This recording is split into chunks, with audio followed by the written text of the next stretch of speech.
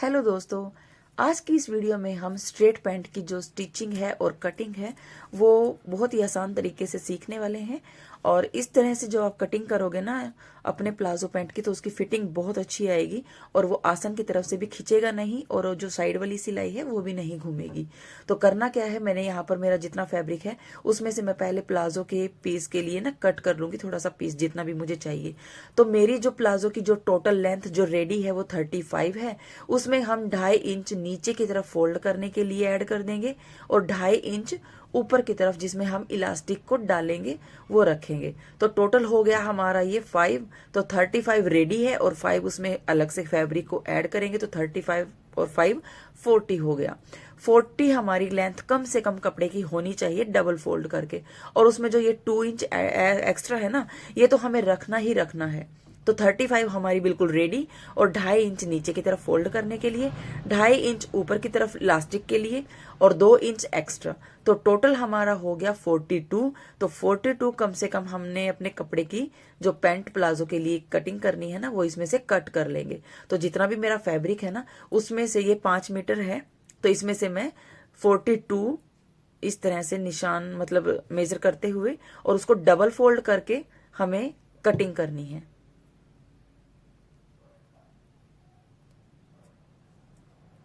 तो सिंगल हमने 42 यहाँ मेजर कर लिया है और उस कपड़े को हमें डबल फोल्ड करना है। डबल फोल्ड करने के बाद थोड़ा सा मैं यहाँ पर दोबारा से मेजर कर लूंगी ताकि ये छोटा बड़ा ना रहे और हमें ये पीस यहाँ पर इसको कट कर लेना है। यदि एक्स्ट्रा कपड़ा है आपके पास, जैसे कि कपड़ों में होता है कि अलग से प्लाजो या सूट के लिए या सलवार के लिए अलग से पीसेस होते हैं ना, उसमें ठीक रहता है। ऐसे अगर आप पूरा का पूरा आपके पास 5 मीटर फैब्रिक है तो आप उसमें से इस तरह से मेजर करके आप कट कर सकते हैं। यहाँ मैंने इसको कट कर लिया है। कट करने के बाद अब इसको खोलना है और खोलने के बाद लंबाई की तरफ से हमें बीच में से इसको फोल्ड करना है। ये देखिए इस तरह से इसको पूरे पीस को हम फोल्ड कर लेंगे लंबाई में और अच्छे से सेट कर लेंगे। और इसके बाद हम इसको चौड़ाई में, मतलब कि ये इस तरह से तो लंबाई है और इसको एक और बार जो हमने फोल्ड किया है ना उसको चौड़ाई में भी इसको फोल्ड कर लेंगे। ये देखिए इस तरह से हमें इसको चौड़ाई में भी फोल्ड करना है। फोल्ड करते हुए जो जो नीचे वाला हिस्सा है ना उसको हमें 2 मीटर कम से कम नीचे की तरफ मतलब एक्स्ट्रा हमें रखना है। और ऊपर वाले हिस्से पर अब हम निशान लगाएंगे। निशान के लिए यहाँ 2.5 इंच पर मैं निशान लगाऊंगी। इसमें हमें अपनी इलास्टिक को डालना है और अब ये लाइन को सीधा कर लेंगे।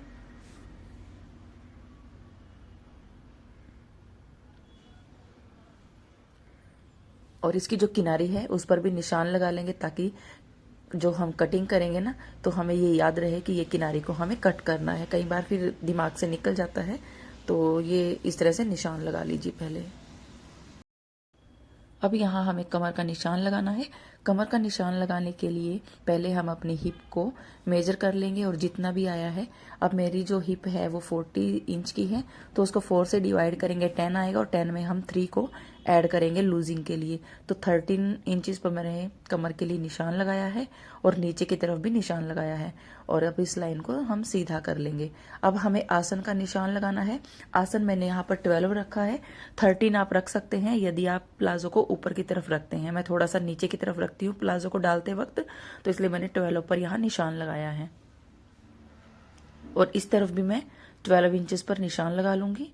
अब इस लाइन को भी सीधा कर लेंगे।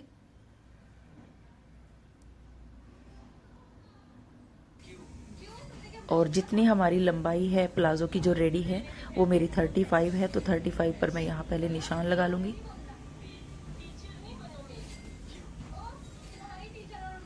अब इस लाइन को भी सीधा कर लेंगे और इसके बाद हम एक लाइन और ड्रॉ करेंगे।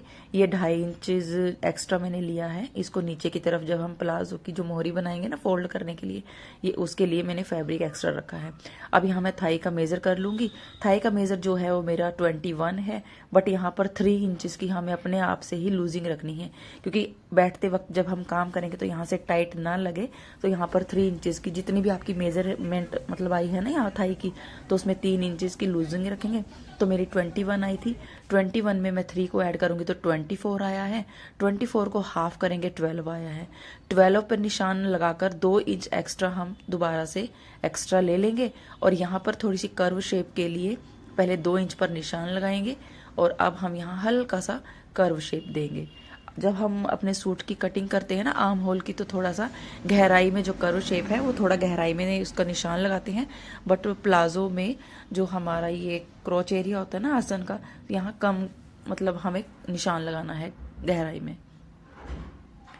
अब ये नीचे की तरफ 2.5 इंच हमें छोड़ना ही छोड़ना है ये, और ये निशान लगाने के बाद आगे की तरफ मैंने 8 इंच पर निशान लगाया है।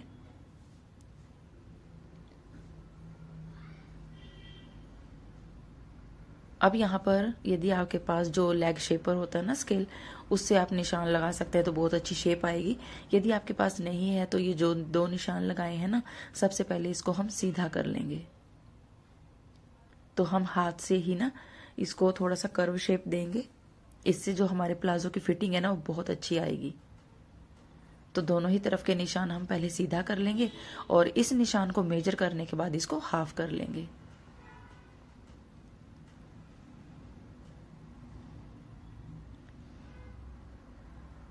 ये देखिए, ये जितना इसकी मेजरमेंट आई है ना नापने के बाद, अब इसको हाफ कर लेंगे और दूसरी तरफ भी इसका निशान लगाएंगे। अब हमें थोड़ी सी कर्व शेप देनी है। ये जो निशान हमने लगाया था ना यहाँ से लेकर और बीच में जो निशान लगाया है वहाँ तक हमें थोड़ा सा इस तरह से इसको निशान मतलब कर्व शेप देनी है।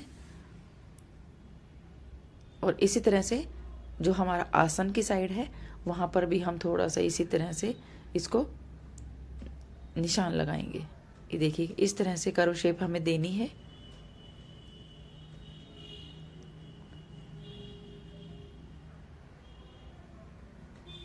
और यहाँ पर जो कमर का निशान हमने लगाया था ना मतलब उसके इलास्टिक के लिए, तो हमें थोड़ा सा आधा इंच अंदर की तरफ से इसको इस तरह से घुमाते हुए गोलाई में हमें हल्की हल्की शेप देनी है। और यहाँ ये किनारा ना निकले तो इसके लिए भी थोड़ा सा हाथ से इसको इस तरह से ही निशान लगा लेंगे। अब ये जो नीचे वाला हिस्सा हमने 2 इंच ऊपर रखा था ना एक्स्ट्रा, तो यहाँ पर 1.5 इंच पर निशान लगाएंगे और इस निशान को हम आगे की तरफ मिला देंगे।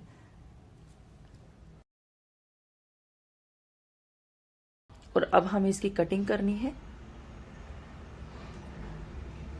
और प्लाजो जब हम कटिंग करेंगे ना, जो हमारा फ्रंट पार्ट है और जो बैक पार्ट है उसकी कटिंग बिल्कुल सेम होगी। बिल्कुल भी कहीं ऐसा नहीं है कि हमें 1.5 इंच एक्स्ट्रा नीचे वाला हिस्से को रखना है या ऊपर वाले को कम रखना है, ऐसा नहीं है। जैसे ही हमने इसकी मेजरमेंट की है, निशान लगाए हैं, उसी तरह से हमें इसकी कटिंग करनी है।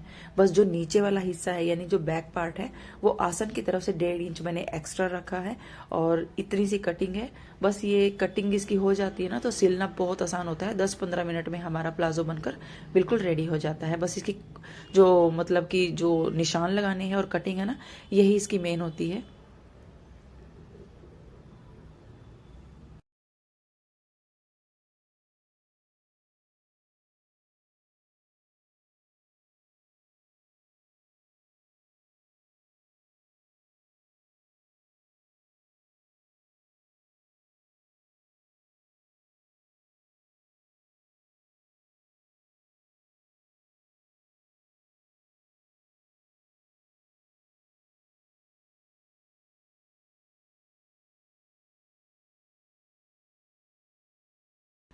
अब जैसे ही हमने फैब्रिक की कटिंग की है ना, इसके ऊपर वाले 2 हिस्से हम एक तरफ करेंगे और नीचे वाले हिस्से का पहले आसन सिलेंगे। इस तरह से नीचे वाला हिस्सा लेंगे और उसका हम क्रोच एरिया पहले सिल देंगे।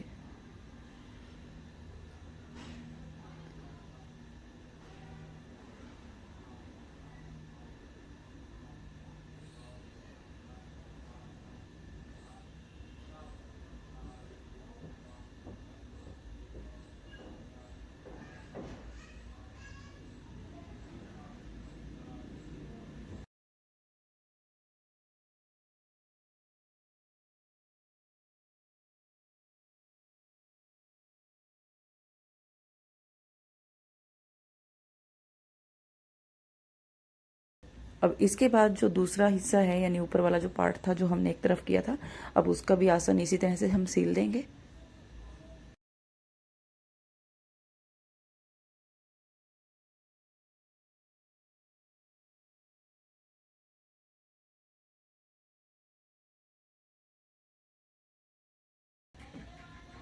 अब इनको इस तरह से हमें खोलना है और ऊपर वाला हिस्सा और जो पीछे वाला हिस्सा है उसके सीधे पार्ट हम अंदर की तरफ रखेंगे और सिलाई से सिलाई को मिलाते हुए और किनारे को किनारे से मिलाते हुए इनकी जो लेग्स है, लेग्स की जो बाहर वाली सिलाई है उसको हम कंप्लीट करेंगे। दोनों ही लेग्स की जो बाहर वाली सिलाई है उसको कंप्लीट कर देंगे।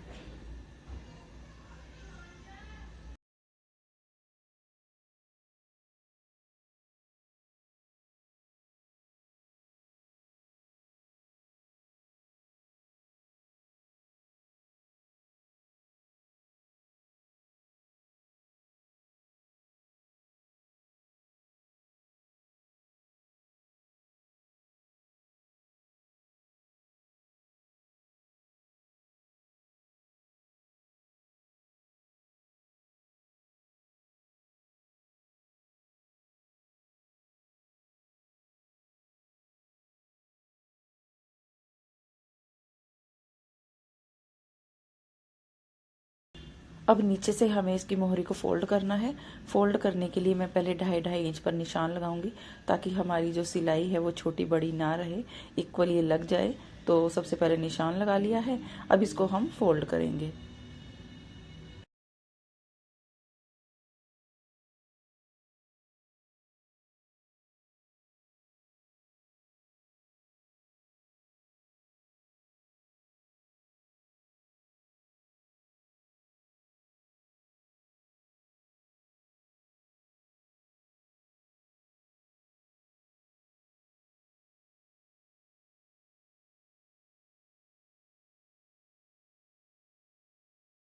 दूसरी लेग की मोहरी को भी हम इसी तरह से फोल्ड कर लेंगे निशान लगाकर।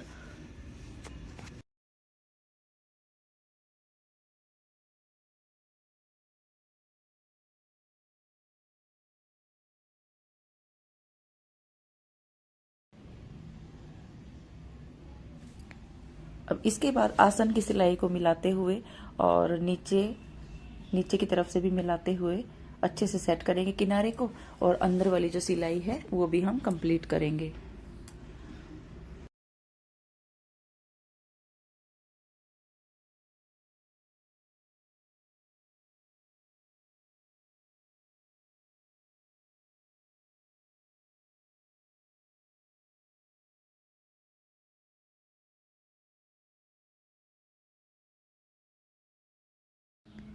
अब हमें इलास्टिक डालनी है। इलास्टिक के लिए सबसे पहले 2.5 इंच पर फ्रंट पे और बैक पे निशान लगाएंगे।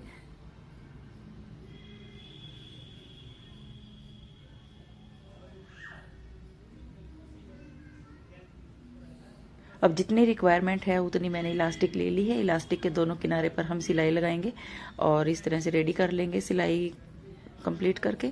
अब हमें इस तरह से इलास्टिक को अंदर की तरफ रखना है और ऊपर वाले कपड़े को फोल्ड करते हुए, मतलब सिलाई जो हमारी है वो इलास्टिक के ऊपर ना आए, सिर्फ कपड़े के ऊपर आए, इस तरह से बचाते हुए हमें अपनी इलास्टिक डालते हुए इसको कंप्लीट करना है।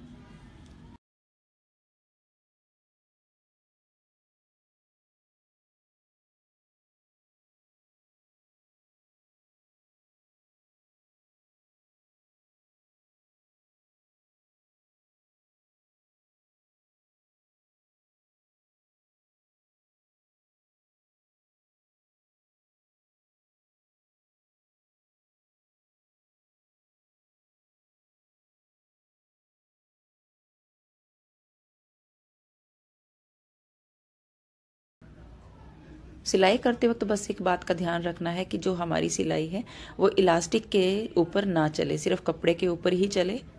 और इलास्टिक को खींचते हुए बस हमें इसी तरह से पूरी में अपने इलास्टिक को इसी तरह से कंप्लीट करना है। और ये हमने इलास्टिक डाल दी है। अब इसको अच्छे से हमें खींचते हुए इसके जो चुन्नट्स हैं वो अच्छे से सेट करने हैं, और एक और सिलाई इसके ऊपर हमें इलास्टिक को पीछे से और आगे की तरफ खींचते हुए हमें एक सिलाई भी कंप्लीट करनी है। इस तरह से हमारा ये प्लाजो पैंट जो है बिल्कुल ईजी तरीके से, मतलब 10-15 मिनट लगते हैं इसको सिलने में। सिर्फ इसकी जो कटिंग है और जो मार्किंग है वो इम्पोर्टेंट है, बाकी सिलना बहुत ही आसान है। आई होप अब मेरा ये वाला आइडिया आपको अच्छा लगा होगा, मतलब प्लाजो पैंट का जो समझाने का। बाकी यदि अगर कोई कमी रह गई है तो नेक्स्ट वीडियो में दोबारा से मैं पॉकेट वाला प्लाजो जो है आपको सिल कर दिखाऊंगी। उसमें जो भी कमी रह गई है उसमें मैं कंप्लीट करूंगी। ये मेरा फर्स्ट टाइम था प्लाजो की वीडियो बनाकर आप लोगों को समझाने का। आई होप आपको समझ आया होगा। तो फ्रेंड्स मिलते हैं नए वीडियो में, तब तक के लिए tata bye bye and thanks for watching.